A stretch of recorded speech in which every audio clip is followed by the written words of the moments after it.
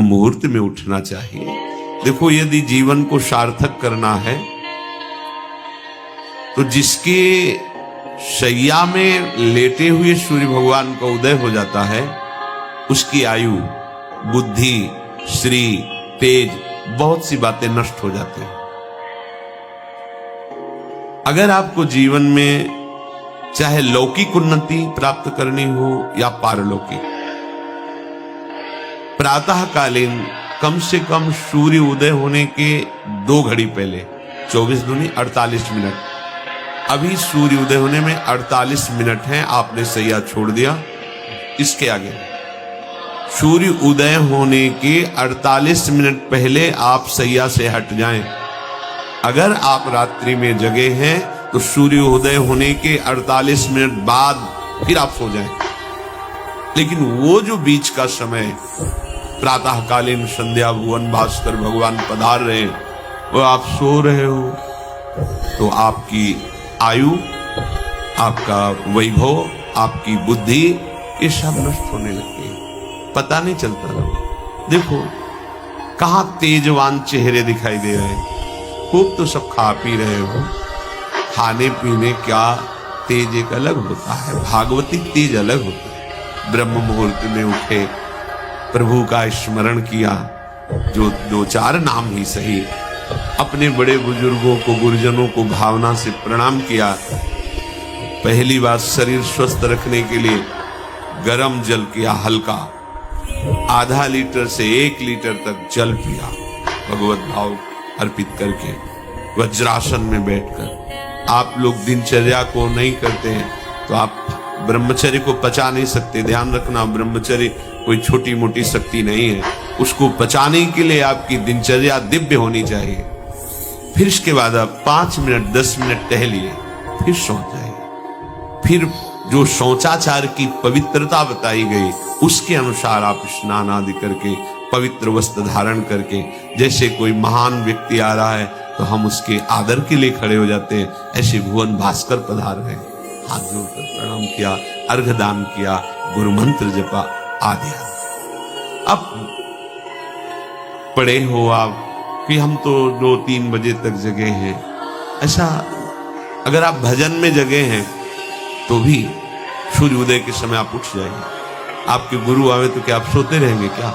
जो जगत गुरु हैं, भुवन भास्कर, परम ज्ञान स्वरूप हैं, गायत्री छंद रूपी घोड़े हैं इनके रथ के, स्वयं भगवान अरुण देव सारथी हैं, और भगवान पीछे वर्णन किए, मैं ही सूर्य रूप से जगत को प्रकाशित करता हूं और ताप के द्वारा जल को सोख कर मैं ही वर्षा कराता हूं।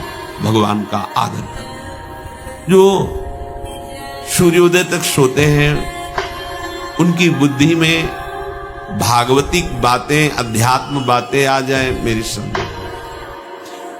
अगर आप थोड़ा भी शरीर स्वस्थ रखना चाहते हैं, जैसे नियम से भजन वैसे व्यायाम आवश्यक। सबसे प्रार्थना है, ये दवाइयों के बल पर जीना बंद करो।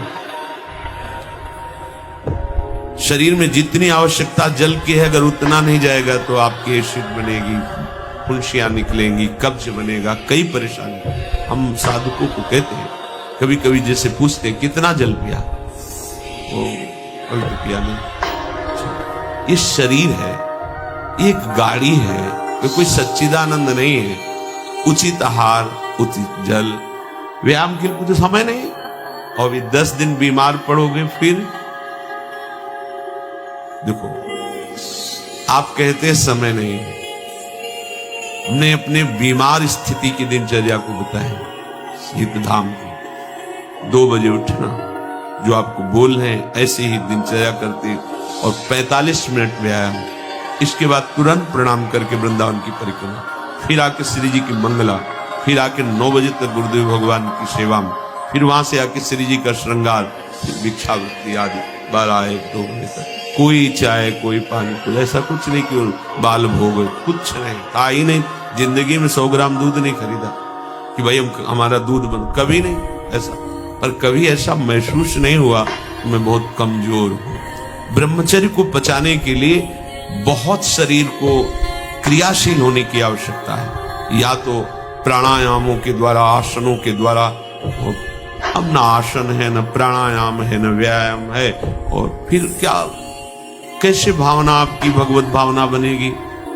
एक प्रमाद स्थिति, एक छिन्न भिन्न खिन्न स्वभाव नहीं बात नहीं।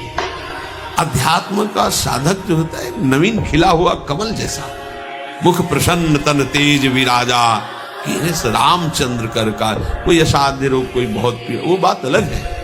ऐसा वो जैसे कमल खिला होता है ऐसे खिला रहता है। क्यों? हर समय चिंतन सही, आचरण सही, सब कुछ सही। जो भगवत भावना विहीन जीवन है वो मुर्दा जीवन है। जिन हरि भगति हृदय नहीं आनी, जीवित सब समान थी प्राणी। वो जान नहीं रहे, मुर्दे जैसा जीवन है। क्या जीवन का महत्व? वही गंदे भोगों को भोगना, उसी का चिंतन करना, और भोग भोगने वाले शरीर को स्वस्थ रखने के लिए विषय सामग्री इकट्ठी करना, इसके बाद मर जाना। बोलो इसके अलावा और क्या है? ये बनाया, वो बनाया, वो बनाया, जरा सा हिला, पूरा का प्रांत नष्ट हो गया। क्या है इसमें? शाश्वत क्या है? हमें तसल्ली होती है, हमने एक मकान बना लिया, तसल्ली होती, 4 लड़के हो गए और काल का तमाचा लगा पूरा का पूरा सब। क्या तसल्ली? हृदय को तसल्ली तब दो जब नाम चले, राधा राधा।